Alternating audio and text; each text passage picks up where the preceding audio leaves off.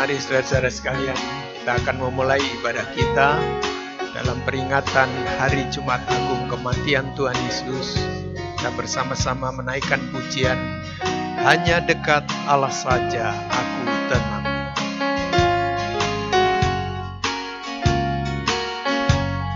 Hanya dekat Allah saja aku tenang,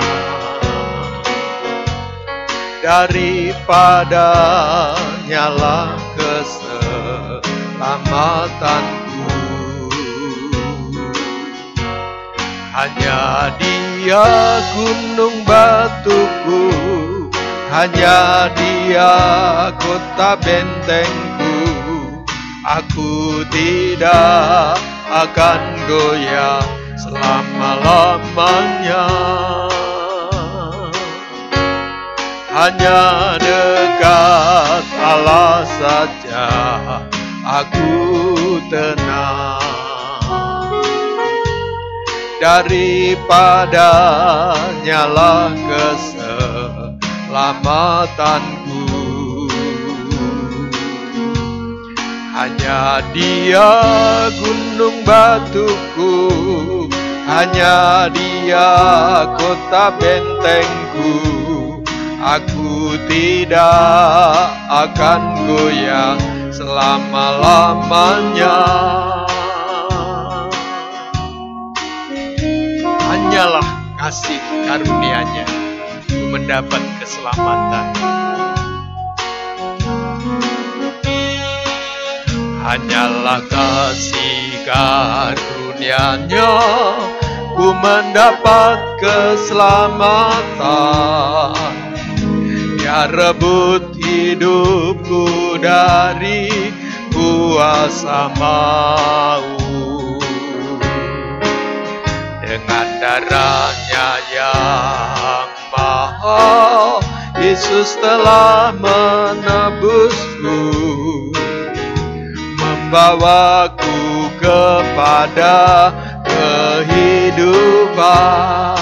Sekali lagi, hanyalah kasih karunia, hanyalah kasih karunia-Nya ku mendapat keselamatan. Dia rebut hidupku dari kuasa maut. Dengan darah-Nya yang mahal, Yesus telah menebusku, membawaku kepada kehidupan.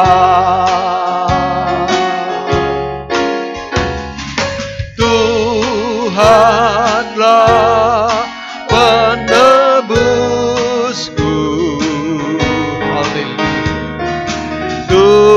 Tuhanlah penyelamatku. Ku bangga sebagai kepunyaan-Nya sendiri, menjadi mempelai perempuan-Nya. Hanyalah kasih karunia,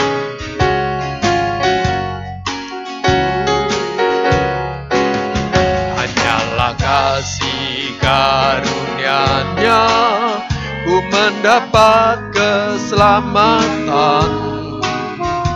Dia rebut hidupku dari kuasa maut. Dengan darah-Nya yang mahal, Yesus telah menebusku, membawaku kepada kehidupan.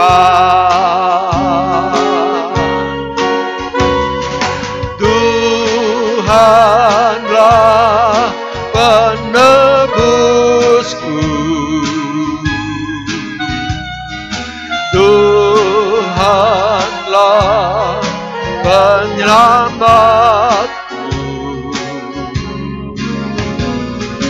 Ku bangga sebagai kepunyaannya sendiri, menjadi mempelai perempuannya.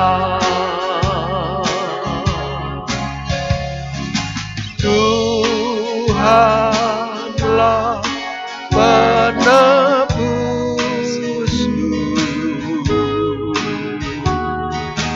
Tuhanlah penyelamatku.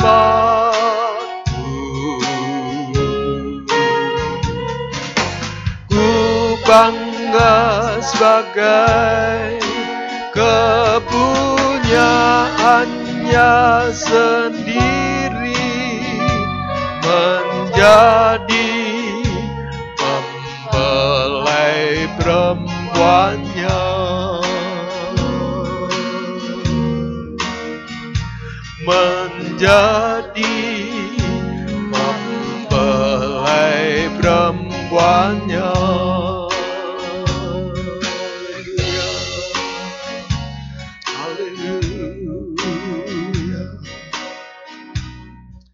Terima kasih Bapa Surga.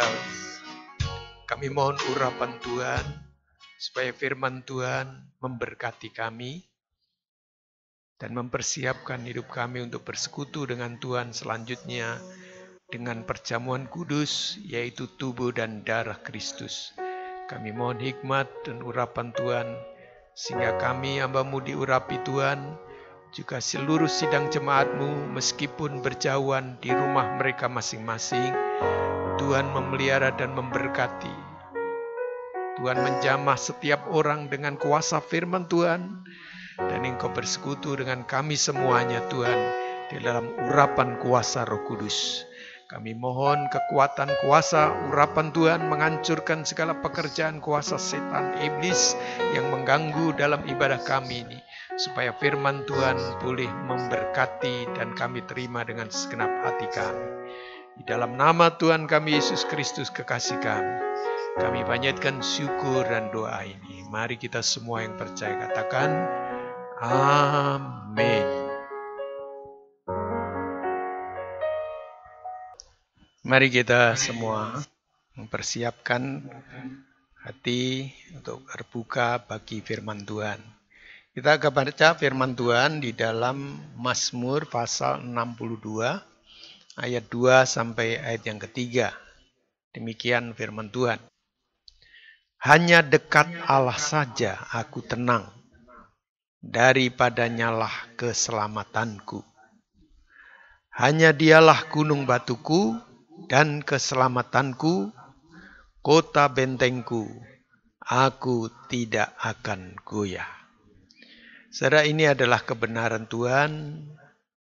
Daud memuji dan memuliakan Tuhan dengan hati yang penuh dengan syukur, memberikan pernyataan bahwa hanya dekat Allah saja. Jadi kalau tidak dekat, ya tidak akan mungkin tenang. Sebab disebutkan hanya. Hanya itu ya itu pilihannya. Cuma satu. Hanya dekat Allah.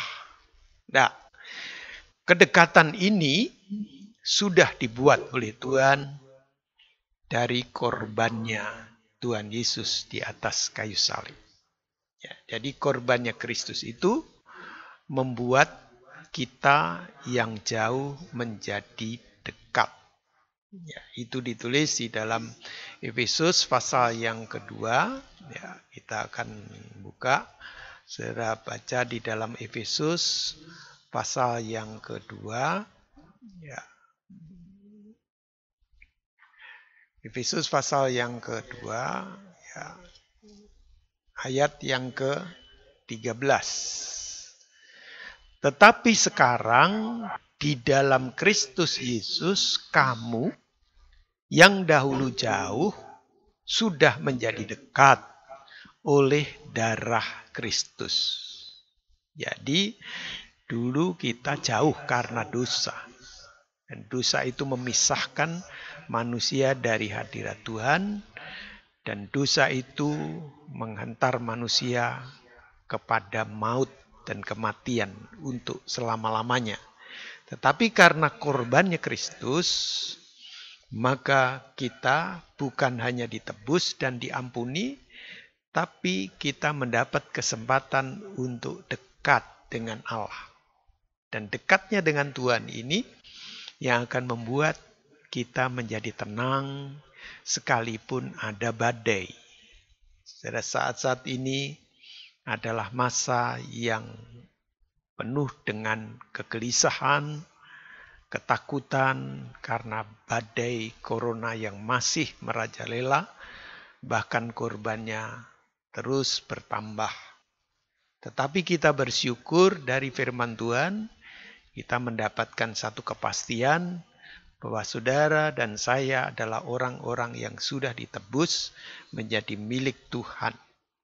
Dulu jauh, tetapi sekarang sudah jadi dekat. Itu sebabnya jangan menjauhkan diri dari Tuhan. Mari kita makin lebih dekat kepada Tuhan, makin lebih sungguh di dalam Tuhan. Ini keadaan adalah melatih kita untuk masa-masa akhir supaya kita bisa segera kembali dengan sepenuh hati kepada Tuhan, masuk dalam kebangunan rohani akhir zaman ini, mempersiapkan diri untuk hari Tuhan yang sudah mendekat. Tetapi sekarang di dalam Kristus Yesus, kamu yang dahulu jauh sudah menjadi dekat oleh korban Kristus. Itu Efesus 2 ayat 13. Nah, kalau kita baca di dalam Efesus pasal yang keempat, ayat yang ke-17 sampai ayat yang ke-18. Efesus pasal 4 ayat 17 sampai 18. Sebab itu kukatakan dan kutegaskan ini kepadamu di dalam Tuhan. Janganlah hidup lagi sama seperti orang-orang yang tidak mengenal Allah dengan pikirannya yang sia-sia dan pengertiannya yang gelap, jauh dari hidup persekutuan dengan Allah karena kebodohan yang ada di dalam mereka dan karena kedegilan hati mereka. Saudara, ini saudara boleh baca satu perikop seluruhnya yang bertema manusia baru. Setelah ditebus oleh korbannya Kristus, jangan lagi sama seperti orang-orang yang tidak mengenal Allah. Kita mengenal Dia, mengenal kehendaknya, rencananya. Dan Tuhan mau membawa kita bukan hanya dibebaskan dari dosa, tapi Tuhan ingin membawa kita sampai kepada kesempurnaan. Itu sebabnya kehidupan ini direncanakan Tuhan begitu indah. Saudara, ini yang saya baca loncat dari pasal 2 ke pasal 4. Kalau saudara lihat dan teliti dari firman Tuhan, ini kehendak Allah membuat kita supaya tahu dan mengerti bahwa Tuhan ingin juga kita ini dekat. Makanya Allah yang jauh turun dan berkorban merelakan dirinya untuk mendekat kepada manusia yang berdosa. Itu anugerah yang terbesar di dalam setiap kehidupan manusia. Itu sebabnya bagi kita yang sudah ada, jangan lagi menjauh. Yang belum ada di dalam Tuhan, dengar firman Tuhan, karena anugerahnya masih berlaku, mari kita datang. Karena Tuhan juga mengasihi semua orang. Dan Dia ingin jangan sampai ada seorang pun yang binasa. Itu kerinduan Tuhan. Kenapa Tuhan turun dan mau mengorbankan dirinya. Menebus dosa manusia. Sebab dosa ini yang akan berujung kepada maut. Yaitu kematian yang kedua, kekal selama-lamanya di neraka. Ya, kita bersyukur karena kasih kemurahan Tuhan dalam peringatan hari Jumat Agung ini kita bersama-sama datang beribadah kepada Tuhan. Ya. Sekarang nampaknya yang sanggup memisahkan persekutuan kita dengan sesama Sehingga kita tidak bisa lagi berhimpun di dalam gereja seperti biasa, yaitu seolah-olah nih nampaknya itu berhasil, yaitu corona atau COVID-19. Cukup berhasil untuk memisahkan. Sehingga saya ada di sini dan saudara ada di rumah masing-masing. Ya, ini adalah persekutuan manusiawi. Persekutuan orang percaya di dalam satu gedung, dalam satu tempat tertentu bisa berhasil dipisahkan. Tetapi yang sebenarnya persekutuan yang dibangun oleh Tuhan tidak dapat dipisahkan oleh apapun juga, bahkan maut sekalipun. Karena ditulis di dalam firman Tuhan.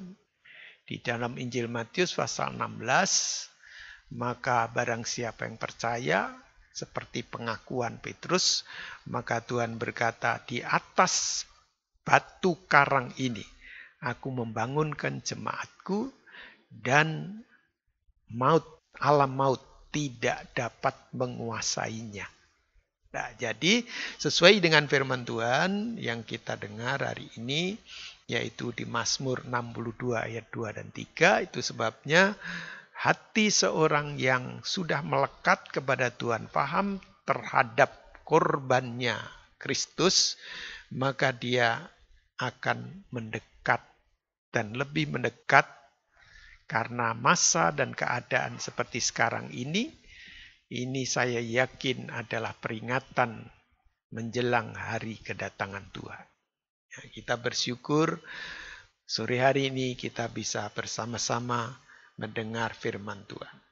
Ya, memang nampaknya corona sanggup memisahkan persekutuan seorang dengan yang lain. Tetapi corona tidak sanggup untuk memisahkan kita dengan kasih Kristus. Itu sebabnya hidup kita harus dekat dan makin mengerti tentang kehendak Tuhan untuk kita dekat kepada Tuhan. Nah, persekutuan. Persekutuan ini ternyata bukan secara jasmani saja, tapi memang Tuhan ingin membangun suatu persekutuan ilahi. Setiap orang yang ditebus oleh karena korbannya Kristus dipersekutukan secara rohani. Berpisah ini kan secara jasmaninya. Tapi rohani kita tetap satu. Tuhan melihat itu, saya ada di sini, saudara ada di rumah masing-masing. Tetapi kita sama-sama duduk bersama dan menghadapi kebenaran Tuhan, yaitu firman-Nya. Dan juga sudah kita siapkan roti dan anggur, perjamuan kudus. Nanti kita akan makan dan minum bersama-sama. Saudara, itu persekutuan ilahi. Tuhan yang membangun. Jadi kalau saudara masuk dalam persekutuan ini, inilah persekutuan tubuh Kristus.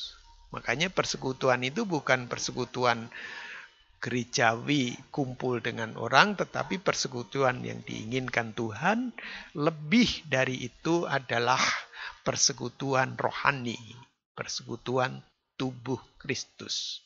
Nah, tubuh Kristus ini adalah anggotanya tiap-tiap orang yang sudah ditebus, diperbarui hidupnya, dilahirkan baru menjadi satu persekutuan, yaitu tubuh Kristus. Itu sebabnya firman Tuhan menulis itu. Coba kita baca di itu tadi kembali Efesus pasal 4, kita naik sedikit. Tadi kan kita baca 17 sampai 18. Sekarang kita baca mulai ayat 11. Nah, ini Tuhan memberikan satu pemeliharaan terhadap tubuhnya, terhadap setiap orang percaya. Ayat 11. Dan ialah yang memberikan baik rasul-rasul maupun nabi-nabi, baik pemberita-pemberita Injil maupun gembala-gembala dan pengajar-pengajar, untuk memperlengkapi orang-orang kudus bagi pekerjaan pelayanan, bagi pembangunan tubuh Kristus. Nah, jadi Tuhan memelihara dengan karunia pokok 5 jabatan itu tujuannya untuk membangun tubuh Kristus, mempersekutukan setiap orang yang ditebus. Sampai kita semua telah mencapai kesatuan iman dan pengetahuan yang benar tentang anak Allah, kedewasaan penuh, dan tingkat pertumbuhan yang sesuai dengan kepenuhan Kristus. Sehingga kita bukan lagi anak-anak yang diumbang-ambingkan oleh rupa-rupa angin pengajaran, oleh permainan palsu manusia, dalam kelicikan mereka yang menyesatkan. 15. Tetapi dengan teguh berpegang kepada kebenaran. Ini kebenaran firman Tuhan. Berpegang teguh kepada kebenaran, di dalam kasih kita bertumbuh di dalam segala hal ke arah Dia, Kristus, yang adalah kepala. Ayat yang terakhir 16. Daripadanya lah seluruh tubuh, tiap-tiap anggota yang rapih tersusun dan diikat oleh menjadi satu oleh pelayanan semua bagiannya, sesuai dengan kadar pekerjaan tiap-tiap anggota, menerima pertumbuhannya dan membangun dirinya dalam kasih. Tuhan memberkati kita dengan firman yang luar biasa, bahwa Roh Kudus mempersatukan kita secara rohani, meskipun secara manusiawi berjauhan. Jadi Roh Kudus yang bekerja dengan kebenaran firman-Nya untuk menumbuhkan supaya kita menuju ke satu arah, yaitu pembangunan tubuh Kristus yang sempurna.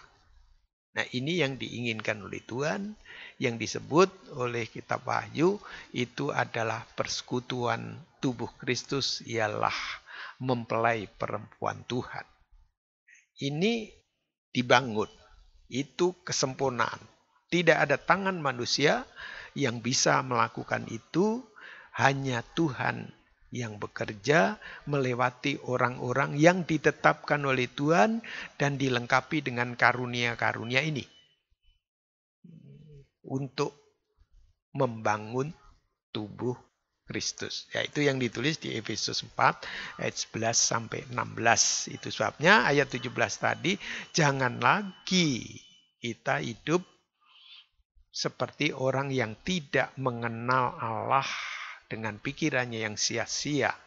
Tetapi mari kita membuka hati dan kita mau belajar firman Tuhan, karena Tuhan mau supaya kita tidak terus menjadi anak-anak secara rohani, tetapi seperti Yakobus menuliskan di pasal 1 ayat yang ke-18, yaitu pada tingkat yang tertentu kita menjadi anak sulung dewasa. Itu persekutuan di dalam Tuhan. Itu sebabnya kita bersyukur, berterima kasih karena kasih dan kemurahan Tuhan ini. Ya, persekutuan tubuh Kristus itulah yang dibangun Tuhan dalam waktu 3 hari. Itu yang ditulis di kitab Yohanes pasal 2. Menuliskan begitu, yaitu pada waktu Tuhan Yesus bersama-sama dengan orang-orang Yahudi, ahli-ahli Taurat, dan Tuhan menyucikan bait Allah dengan mengusir orang yang berjual beli, dan di situ ditumpahkan dan semua diusir keluar, dan Tuhan berkata bahwa rumahku kamu pakai menjadi sarang penyamun. Dikuduskan oleh Tuhan. Kemudian diprotes oleh banyak orang di situ bahwa Tuhan berkata, runtuhkan bait Allah ini. Aku akan bangun dalam waktu 3 hari. Nah, itu ditangkap secara manusiawi oleh mereka. Sehingga protesnya mengatakan bahwa 46 tahun orang mendirikan bait Allah ini dan engkau dapat membangunnya dalam 3 hari. Nah, di ayat yang ke-21 ini dijawab oleh Tuhan, tetapi yang dimaksudkannya dengan bait Allah ialah tubuhnya sendiri. Jadi kehidupan kita masing-masing, orang per orang, kita sudah paham. Saya tidak kembali lagi kepada 1 Korintus pasal 6 ayat yang ke-19. Pasal 3 juga dituliskan bahwa tidak tahukah kamu bahwa tubuhmu adalah bait Roh Kudus, bait Allah. Yang dibangun Tuhan adalah hidup kita. Pribadi lepas pribadi yang sudah menerima Yesus sebagai Tuhan dan Juru Selamat, itu adalah kehidupan yang dicipta menjadi ciptaan baru, dilahirkan baru. Itulah yang disebut anggota tubuh Kristus. Nah, tubuh Kristus itu cuma satu. Tetapi anggotanya banyak. Itu ditulis di 1 Korintus 12. Kalau saudara ingin tahu, baca di sana. Nah, maka dengan ringkas disebutkan Tuhan ingin mempersekutukan ini. Ini tidak bisa dipisahkan oleh apapun, termasuk tidak bisa dipisahkan oleh corona. Ya, coronanya bisa memisahkan secara jasmani. Sehingga kita tidak bersekutu bersama-sama. Tetapi kita berbuat ini karena kita ingin mewujudkan untuk memerangi corona. Supaya berhenti penularannya dan dia musnah dari atas muka bumi Indonesia. Bahkan di seluruh bumi ini. Nah, saudara, kehidupan kita menjadi paham, menjadi mengerti bahwa Tuhan terus bekerja dengan kuasanya. Melewati pribadi Tuhan yang berwujud firman dan Roh Kudus. Makanya Tuhan mengendaki kita menjadi penyembah yang benar. Inilah yang dikerjakan Tuhan dalam setiap pribadi kita. Yang disebutnya sebagai bait Allah. Ingin dipersekutukan supaya namanya nanti menjadi tubuh Kristus yang mau dipersekutukan, yang mau diarahkan menjadi satu persekutuan, yaitu tubuh Kristus. Itulah mempelai Tuhan. Efesus menulis itu sampai pasal yang ke-5 juga dituliskan begitu oleh firman Tuhan bahwa kebenaran itu memang demikian. Ya, itu semua dibuka oleh Efesus sehingga kita bisa tahu bahwa rencana Tuhan bukan hanya menebus, mengampuni dosa dan memberkati saja, tetapi lebih dari itu, inilah saatnya akan dinyatakan Tuhan untuk masuk di dalam kesempurnaan, yaitu pembangunan tubuh Kristus yang disempurnakan. Makanya Tuhan membawa itu dalam pengertian di pasal yang ke-5 itu, yaitu kasih Kristus adalah dasar hidup suami istri. Kalau kita baca itu disamakan oleh firman Tuhan. Ya. Karena suami adalah kepala istri, sama seperti Kristus adalah kepala jemaat. Ya. Itu disebutkan di ayat yang ke-23. Nah, kemudian ayat 29 loncat, sebab tidak pernah orang membenci tubuhnya sendiri. Tidak pernah. Kita tidak membenci tubuhnya sendiri, tetapi mengasuhnya, merawatinya, mendandaninya, dan dipakai pakaian yang bagus-bagus. Itu diperhatikan. Sama seperti Kristus terhadap jemaat juga memperhatikan, merawati, memberkati, melindungi, menolong. Ini yang diinginkan Tuhan. Karena kita adalah anggota tubuhnya. Itu ayat 31. Ini rahasia besar, kata firman Tuhan di ayat 32. Rahasia ini besar, tetapi yang aku maksudkan ialah hubungan Kristus dan jemaat. Jemaat dalam arti yang disebutkan di Matius pasal 16. Aku membangun jemaatku dan alam maut tidak dapat menguasainya. Jadi ini yang ingin dibangun Tuhan. Jadi korban Kristus hari ini kita memperingati, sekaligus Tuhan akan menjamin Keselamatannya, pemeliharaannya, kesembuhannya, pertolongannya, dengan bersekutu dengan Tuhan, bukan hanya dekat, tapi akan menjadi satu. Pada saat saudara menerima korbannya Kristus dalam wujud perjamuan kudus, yaitu tubuh Kristus dan darah Kristus. Itu firman Tuhan yang mengajar kita. Itu sebabnya setiap orang yang percaya, biarlah dia percaya bahwa roti ini adalah tubuh Kristus. Itu Tuhan yang menyebutkan begitu. Nanti kita akan baca dari firman Tuhan. Bahwa Tuhan memberikan arahan supaya ini dilakukan. Inilah sakramen kudus yang menjadi jaminan keselamatan selama gereja Tuhan masih ada di atas muka bumi ini. Itu sebabnya gereja Tuhan itu melewati masa sukar, yaitu permulaan penderitaan. Nah, ini adalah mulainya permulaan penderitaan. Seluruh dunia mengalami kesukaran ini secara bersama-sama. Hari ini semua berhenti. Tidak ada sesuatu kuasa yang bisa memberhentikan, yaitu hanya corona saja bisa memberhentikan semua kegiatan. Tetapi saudara, firman Tuhan ingin membuka pengertian kita. Dia tidak mampu memberhentikan persekutuan kita dengan Tuhan. Kalau saudara ingin tenang sekalipun di tengah-tengah dunia yang kacau balau ini, dekatlah dengan Tuhan. Maka dekat dengan Tuhan akan mendapat ketenangan. Makanya hanya dekat Allah saja aku tenang. Itu jaminan Tuhan. Tuhan Yesus menjamin kehidupan kita seperti ayat yang ditulis di Efesus tadi, pasal yang kedua. Bahwa kita yang dahulu jauh sudah jadi dekat. Jadi jangan menjauh. Berikan kesempatan. Saat ini Tuhan ingin menguji kesungguhan dan kemurnian hati kita. Tidak ada yang bisa mengontrol dan melihat saudara ngikut apa enggak kebaktian ini. Tetapi Tuhan melihat.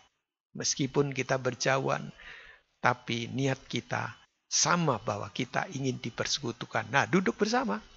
Mari kita dengar firman Tuhan dan makan minum perjamuan kudus bersama-sama. Ya, saya bagikan itu kepada saudara supaya semuanya memiliki. Ya, mari kita bersyukur sebab persekutuan tubuh Kristus itu adalah persekutuan yang ilahi. Yang ilahi. Persekutuan tubuh Kristus. Itu sejak pasal 1 disebutkan begitu. Ya. Lalu saudara kembali ke pasal 1 di Efesus ayat 22 dan 23. Dan segala sesuatu telah diletakkannya di bawah kaki Kristus. Setelah Kristus menebus dan dia bangkit, ya, segala kuasa ada di dalam tangannya. Baik di langit, kuasa di bumi maupun di bawah bumi. Ayat lain menyebutkan begitu. Ya, dan ayat ini, segala sesuatu telah diletakkannya di bawah kaki Kristus. Dan dia telah diberikannya kepada jemaat sebagai kepala dari segala yang ada. Jemaat yang adalah tubuhnya, yaitu kepenuhan dia yang memenuhi semua dan segala sesuatu. Jadi segala kuasa ada di dalam kekuatan Tuhan, tangan Tuhan. Ada, diletakkan di bawah kaki Tuhan. Sudah takluk. Jadi kalau disebutkan kita tidak perlu takut dan khawatir karena Tuhan yang menjamin. Tidak ada orang yang bisa menjamin. Itu sebabnya dekat kepada Allah. Hanya dekat Allah saja saudara akan mendapat kekuatan. Tidak ada seorang pun saat ini yang tidak takut dengan corona. Tetapi Tuhan menjamin. Bahkan saya yakin tubuh dan darah Kristus yang sebentar kita nikmati dalam perjamuan kudus akan memberikan satu kekuatan baru bagi jiwa, bagi rohani kita, tapi sekaligus juga memberi kekebalan untuk tidak mempan apapun juga sekalipun virus corona. Ya, karena itu tubuhnya Kristus menyatu dalam tubuh kita. Kalau saudara kita yakin itu sebabnya diberikan Tuhan sebagai sakramen yang terus-menerus bisa dilakukan.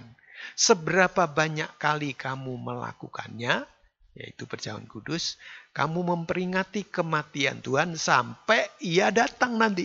Sampai Tuhan datang menjemput kita, gerejanya, tubuhnya, mempelai perempuannya. Nah, saudara, ini adalah sakramen yang memelihara kehidupan kita sampai kedatangan Tuhan. Sakramen pertama adalah kelahiran baru, baptisan. Dan yang terakhir adalah sakramen perjamuan kudus. Ya, itu yang memelihara dan menjamin kehidupan saudara, bahkan akan ada kesembuhan ilahi. Akan ada satu kekuatan dan kekebalan dalam tubuh hidup saudara untuk tidak mempan apapun juga, karena dipersiapkan Tuhan. Memang gereja Tuhan masih diizinkan untuk mengalami masa permulaan penderitaan, ya begini. Tapi kita harus yakin tentang kekuatan Allah yang memelihara hidup kita sekalian. Karena Dia memang diberikan kepada jemaat sebagai kepala. Nah, Dia kepala, kita tubuh. Nah, makanya istilah ini ada di dalam Alkitab. Kepala itu suami, tubuh itu adalah istri. Dalam persekutuan yang rohani. Ini tidak dapat dipisahkan, bukan lagi dua tetapi satu. Kita menjadi satu di dalam Kristus. Ya, ini kebenaran Tuhan. Inilah yang disebut bahwa alam maut tidak dapat menguasainya. Alam maut tidak dapat menguasainya. Ya, itu di Matius pasal 16 tepatnya, yaitu ayat 18 sampai 19. Jadi saudara sekalian, kita bersyukur malam hari ini kita bisa memperingati hari kematian Tuhan, mengasihi saudara dan saya. Jangan gelisah, jangan begitu takut. Percayalah bahwa Tuhan memberi kekuatan baru, perlindungan, bahkan kekebalan dalam tubuh saudara untuk tidak bisa ditembus oleh virus ini. Ini jaminan Tuhan. Mari kita percaya terhadap janji Tuhan, bahwa Tuhan pasti menolong dan bisa melewati itu. Kita berdoa supaya kita keluar sebagai pemenang dan semua kesukaran ini lewat karena pertolongan Tuhan. Ya, kita akan tetap berdoa, bersyukur, berterima kasih kepada Tuhan. Ya, mari kita siapkan hati kita. Kita berdoa, kemudian nanti kita akan masuk di dalam perjamuan kudus. Tuhan, terima kasih. Kami telah mendengar firman-Mu. Selanjutnya kami akan bersekutu dengan Tuhan di dalam perjamuan kudus. Tuhan berkati roti dan anggur yang telah kami siapkan. Ini adalah tubuh dan darah Kristus. Demikianlah firman-Mu mengajar kepada kami. Kami mau membuka hati, bukan hanya menerima firman Tuhan ini, tetapi kami juga mau menerima pribadi Tuhan secara pribadi, lepas pribadi. Setiap orang yang akan makan dan minum akan mendapat kekuatan baru, kesembuhan, yang sakit disembuhkan, yang lemah dikuatkan, dan kita mendapatkan satu berkat ilahi yang luar biasa untuk kita keluar sebagai pemenang.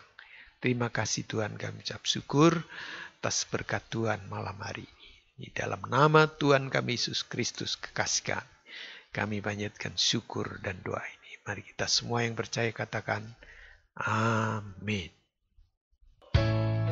Mari kita naikkan satu pujian. Saudara persiapkan roti dan anggur, kita bersama-sama masuk dalam perjamuan kudus. Kita naikkan pujian sesaat Bapa tinggalkan semua.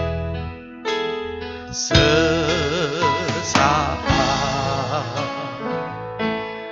Bapa tinggalkan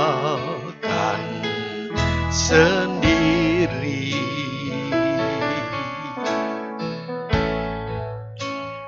menderita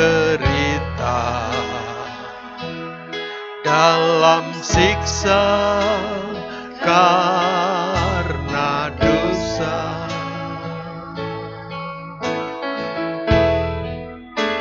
Segenap hati,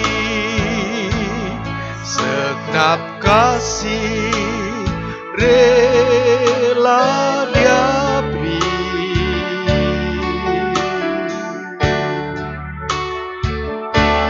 Dia terhina dan tersalib, tebus dosa.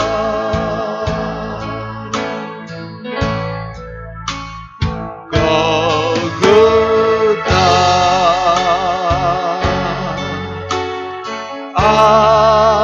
adalah saksi.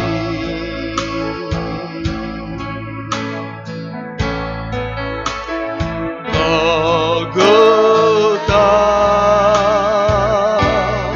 tempat Yesus tersalib.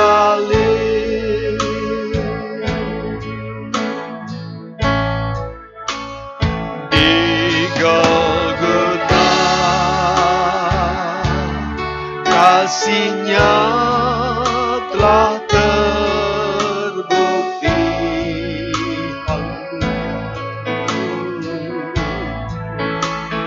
Di Golgota Yesus serahkan nyawanya. Golgota adalah saksi. Golgota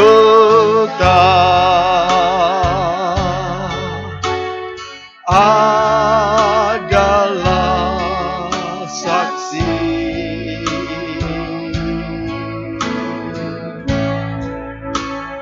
Golgota, tempat Yesus tersalib.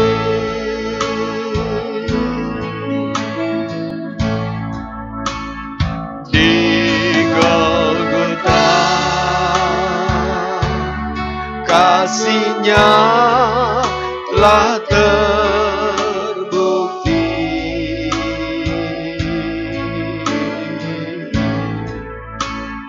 Di Golgota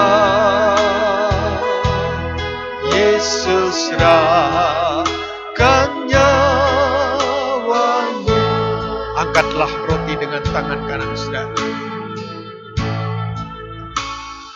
Di Golgota Yesus serahkan nyawanya. Haleluya, haleluya. Sebab apa yang telah kuteruskan kepadamu telah aku terima dari Tuhan, yaitu bahwa Tuhan Yesus pada malam waktu Ia diserahkan, mengambil roti, dan sesudah itu Ia mengucap syukur atasnya. Ia memecah-mecahkannya dan berkata, "Inilah tubuhku yang diserahkan bagi kamu. Perbuatlah ini menjadi peringatan akan daku." Percayakah saudara bahwa roti ini adalah tubuh Kristus? Haleluya. Mari kita makan dengan iman dalam nama Tuhan Yesus Kristus.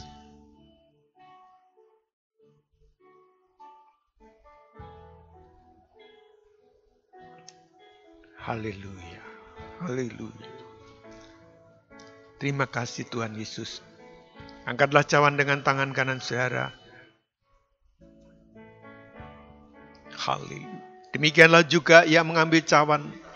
Sesudah makan Ia lalu berkata, "Cawan ini adalah perjanjian baru yang dimeteraikan oleh darahku. Perbuatlah ini setiap kali kamu meminumnya, menjadi peringatan akan daku. Sebab setiap kali kamu makan roti ini dan minum cawan ini, kamu memberitakan kematian Tuhan sampai Ia datang." Percayakah saudara bahwa cawan ini adalah darah Kristus? Katakan darah Yesus Darah Yesus, darah Yesus. Mari kita minum dengan iman dalam nama Tuhan Yesus Kristus. Ramasanta karama ramangkaya ram. Syukur kira mana ramangkaya ram. Terima kasih. Haleluya. Syukur.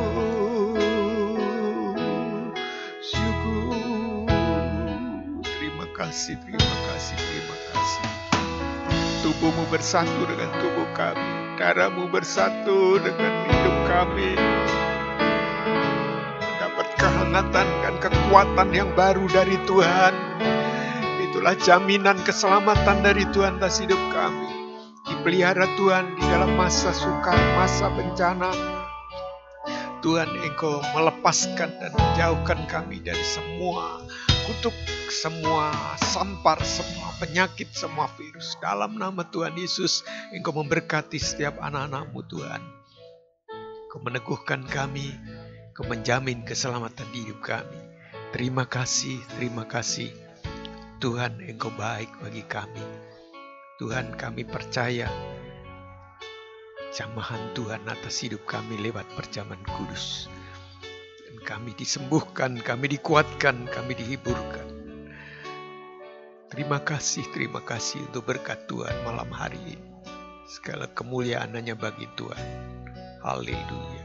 Saudaraku yang kekasih, bukalah hatimu, terimalah limpah berkatnya dari Allah Bapa Surga.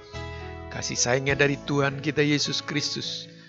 Juga dalam persekutuan kuasa Roh Kudus yang akan menerangi dan menuntun hidupmu mulai hari ini sampai Maranatha. Di dalam nama Tuhan Yesus Kristus atas kita sekalian. Mari kita semua yang percaya katakan, Amin. Selamat malam, Tuhan Yesus memberkati.